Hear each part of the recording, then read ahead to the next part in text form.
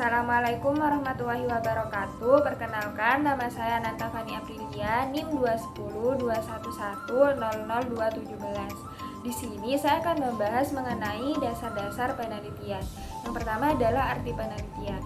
Penelitian berasal dari kata research, yaitu search yang artinya mencari dan re yang artinya kembali, yang berarti mencari kembali kenyataan atau fakta. Penelitian adalah proses menarik kesimpulan atau cara pemecahan masalah berdasarkan data dengan menggunakan langkah-langkah perumusan masalah, penyusunan kerangka berpikir, pengajuan hipotesis, pengujian hipotesis, dan penarikan kesimpulan. Kemudian yang kedua ada tujuan penelitian.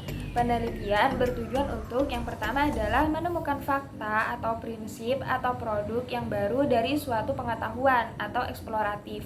Yang kedua adalah menguji kebenaran atas fakta atau prinsip atau produk dari suatu pengetahuan yang sudah ada atau verifikatif. Dan yang ketiga adalah mengembangkan fakta atau prinsip atau produk dari suatu pengetahuan yang sudah ada atau development. Kemudian yang ketiga ada jenis-jenis atau macam-macam penelitian. Yang pertama adalah menurut tujuan.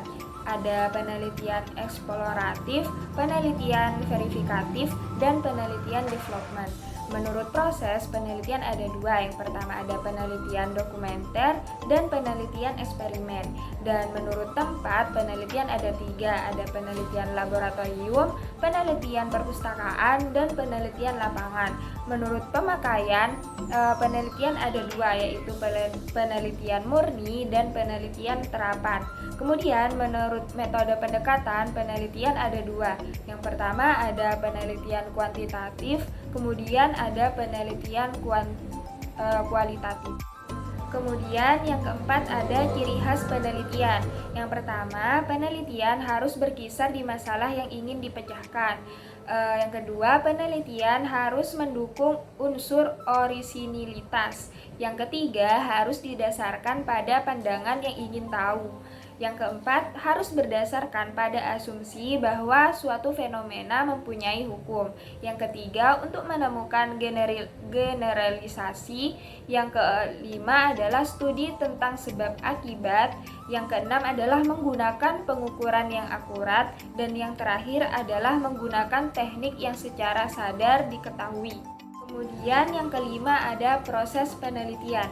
Menurut Michelsen atau Suarjana 2012, proses penelitian terdiri atas yang pertama adalah identifikasi pertanyaan penelitian, kemudian memilih pendekatan apa yang dipakai dalam melakukan penelitian, yang ketiga adalah memilih desain penelitian dan metode pengumpulan data yang cocok, kemudian yang keempat adalah analisis data menggunakan deskriptif atau inferensial statik, dan yang terakhir adalah membuat laporan penelitian. Kemudian yang keenam adalah perbedaan antara penelitian kualitatif, kuantitatif, dan kombinasi. Biasanya penelitian kuantitatif cenderung melihat hubungan variabel terhadap objek yang diteliti, lebih bersifat sebab dan akibat atau kausal. Alhasil dalam penelitiannya ada variabel independen dan dependen. Dari variabel tersebut dicari seberapa besar pengaruh variabel independen terhadap variabel dependen.